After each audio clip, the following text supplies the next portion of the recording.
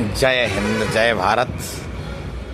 हरियाणा के चुनावी परिदृश्य का कितना अप्रत्याशित परिणाम देखकर पूरा देश दंग, पूरी जनता दंग, स्वयं बीजेपी भी दंग, जो मैदान छोड़ बैठी थी 48 घंटे पहले, और फिर एकाएक घोषणा करते हैं कि सत्ता हमारे की आने वाली है और सारी व्यवस्थाएं हो गई हैं। एक मुख्यमंत्री पद पर बैठे नायब सिंह जी का बयान। चलो, लोकतंत्र में ये परिणाम जनता के मत का प्रतिनिधित्व करते हैं, लेकिन जनता के मत को अगर किसी अनैतिक साधन से, संसाधन से और कुछ और में बदल दिया जाए तो it is not good for लोकतंत्र, एंड इट क्रिएट ए गुस्सा इन पब्लिक।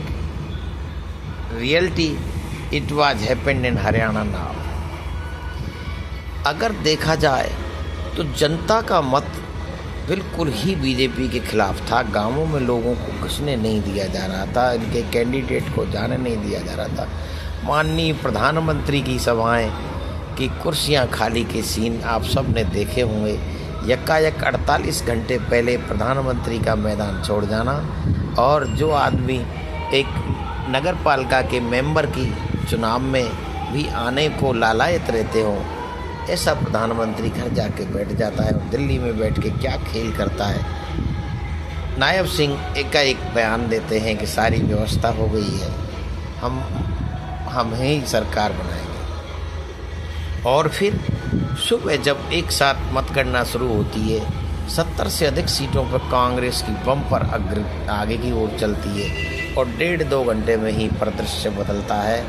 किस प्रकार वो ईवीएम की 99% बैटरी वाली, जो तुरंत ताज़ा ईवीएम ही कह सकते हो उनको, कोई भी व्यक्ति जो आज के युग में सारे लोग मोबाइल देखते हैं, केवल चार्ज करने के उपरांत ही 99.9% वो मोबाइल रहता है, वरना थोड़ी देर बाद ही उसकी बैटरी घटने लगती है। अगर ईवीएम पहले चुनाव के टाइम की ईवीएम थी तो निश्चित ही वो 50, 60, 70% जो अन्य ईवीएमों की तरह ही होना चाहिए था।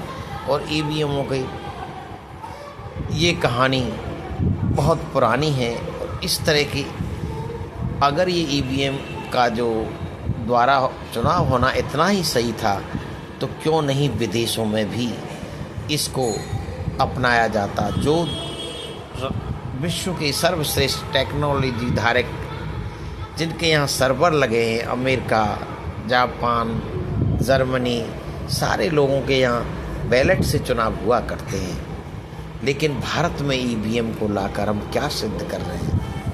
ईवीएम निश्चित रूप से ही हैंग करने लायक, बेईमानी करने लायक सारी गुंजाइश इसमें है। आप किसी के मोबाइल पे किसी का चित्र और किसी की टांग और किसी की आँख और किसी के कान, नाक और मुंह लगा के आप रोज लोगों को छला जाना देखा जा रहा है। ये कोई छुपा नहीं है। इस तरह से इस पे विश्वास करना निश्चित है। लेकिन एक बात, क्या हरियाणा जो कमीरों और मेहनतकश लोगों का, कमीरे किसान मेहनतकश लोगों का प्रदेश है, जिसमें 95% ऐसे लोग ही निवास करते हैं, 5% लोग, उनको मैं क्या लुटेरे वर्ग की कहूँ, लुटेरे वर्ग से आते हैं, और इन 5% लोगों की का प्रतिनिधित्व ही यह पार्टी, मोदी की पार्टी करती है। अगर इसको ईमानदारी से देखा जाए तो मेहनतकश कमेरे लोगों का इस जनसंघ की बदरंग रूप हुए उत्तरोत्तर रूपों में बदलती पार्टी का और किसी मेहनतकश का इससे कोई रिश्ता नहीं। ये कभी किसी का कुछ, हाँ, 5 किलो अनाज की ये सोच सकते हैं, लेकिन उनके उद्धार की कभी इनकी कल्पना नहीं है, क्यों ये पूंजीपतियों का उद्धार करने के लिए ये पार्टियां हैं। उनका एक ही विचार होता है कि सारी जनता को गरीब बना के रखा जाए और कुछ चंद हाथों में भी पैसा हो। उसी तरह के जो लोग, इनका जो नया नव हिंदूवाद चला है, ये भी एक बड़ा हास्यास्पद विषय है। हास्यास्पद विषय इसलिए है कि जो लोग जिन्होंने 4 वर्ण बनाए, जिस देश में हजारों जातियों में जिन लोगों ने बांटा, वो लोग अब जाति की जनगणना की बात उन्हें बुरी लगने लगती है। वो हिंदू की बात करते हैं, वो मुसलमान की बात करते हैं, ईसाई की बात करते हैं, सिखों की बात करते हैं, उग्रवादियों की बात करते हैं। ऐसे लोग पूर्णतया विश्वास मत खो चुके थे। हरियाणा में 2019 का चुनाव भी वो हार ही गए थे, लेकिन अपने पैसे के मायापति दोस्तों के दम पर मायावाद के ये लोग सरकार, खट्टर सरकार बना दी। फिर उसी को नायाब हीरे सैनी को पकड़ा दिया, जो कहता है कि सारी व्यवस्थाएं हो गई। ये लोकतंत्र के किस तरह से मजाक करते हैं। इन्होंने कभी मेहनत पसीना नहीं बहाया, इनको पता नहीं कितनी मेहनत से ये लोकतंत्र मिला है। इन लोगों ने कभी कोई आंदोलन नहीं किया। स्वतंत्रता प्राप्ति के आंदोलन से लेकर जो पार्टी कांग्रेस, अहिंसा और बहुत से वीरों की प्राणोत्सर्ग के बाद जो स्वतंत्रता मिली थी, उस संविधान को बचाने की जिम्मेदारी भी वो कांग्रेस को रही है।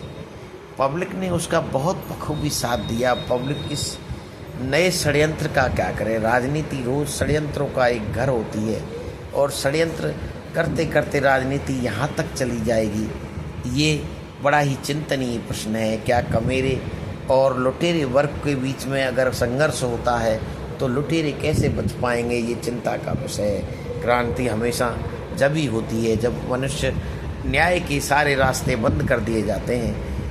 पिछले 2014 से लेकर लगातार हर पक्ष पर, हर वर्ग पर ये आघात किए जा रहे हैं। कहीं पेशाब करके किसी के मुंह में पेशाब किया जा रहा है, किसी की हत्या करवाई जा रही है, किसी को जेलों में बंद किया जा रहा है।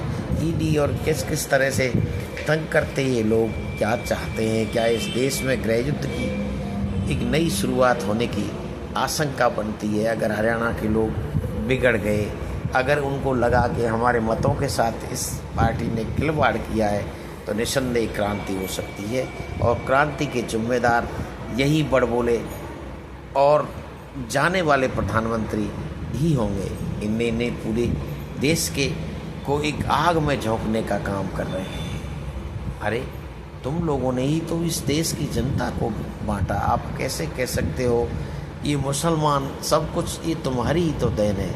अगर हिंदू या सनातन धर्म वाले उदार और अपने सत्य वचन पर रहते, शोषण नहीं करते, तो कैसे इन लोगों की उन्नति होती। ये सब चीज़ें चिंता का विषय है। और हरियाणा के जिम्मेदार नागरिकों को आंदोलन तक ही अहिंसक रह के ही आंदोलन करें। ईवीएम के लिए अगर वो इसको हटाने के लिए एक नज़ीर पेश करें, इस देश से आगे ईवीएम से चुनाव न हो, ताकि जो पूंजीवाद के जो धनढ़ वर्ग है, जो मायावादी हैं, जो पूंजीवादी हैं, जो तुम्हारी ज़मीन पर जिनकी नज़र है, जो तुम्हें लूटना चाहते हैं, वो तुम्हें हर तरह से गरीब बना के रखना चाहते हैं। 5 किलो अनाज का दारिद्र तुम्हें भेंट करके वो तुम्हें तुम्हारे शुभचिंतक बनने की कोशिश करते हैं। वो तुम्हारे शुभचिंतक नहीं है। आपकी पीठ में छुरा भोंक कर आपकी पीढ़ियों को भी वो नेस्त नाबूद करने वाले लोग और पूंजीवाद को बढ़ावा देने लोग, चंद पूंजीपतियों के घर के तिजोरी भरने वाले लोग हैं। ये हरियाणा में जो कुछ हुआ है ये लोकतंत्र के लिए स्वस्थ नहीं है। और जहाँ लोकतंत्र की बीमार जब हो जाता है तब क्रांति जन्म लेती है। अगर क्रांति जन्म हुई और कहीं से हथियार उठने की आवाज़ें आई, तो वो मेरे को लगता है इसी अन्याय से उपजने वाला कोई क्रांति यज्ञ शुरू हो सकता है। इसलिए चुनाव आयोग को चाहिए वो किसी के हाथों की कठपुतली न बने, और जो न्याय, जो ईवीएम में गड़बड़ हुई है वहाँ पर दोबारा से चुनाव करने की परंपरा निभाए, अपना फर्ज निभाए, हिंदुस्तान के नागरिक बने, किसी पार्टी के भक्त न बने। ये गलत है। जो लोग सेवक हैं, जो इस देश को चलाने वाली जो संस्थाएं हैं, वो इनसे दूर रहें। वो भारत के लिए सोचें, किसी पार्टी के लिए नहीं, किसी हिंदू के लिए नहीं, किसी मुसलमान के लिए नहीं। मैं रामगोपाल रससागर यूट्यूब से यही कामना करता हूँ, ये देश सुधर रहे, ये मजबूत रहे, हम विश्व में अनुकरणीय रहें, हम सर्वधर्म समभाव में विश्वास करने वाले भारतीय संस्कृति के अजूबे को अपने ढोते रहें। हम संसार में सबसे श्रेष्ठ रहें और हम श्रेष्ठ ही रहें। हम न्याय के पुजारी हैं और न्याय करें, यही हम चाहते हैं। जय हिंद, जय भारत, जय जवान, जय किसान, जय पहलवान, जय कुरुक्षेत्र की धरती महान, क्या तूने कर दिया ये हिंदुस्तान।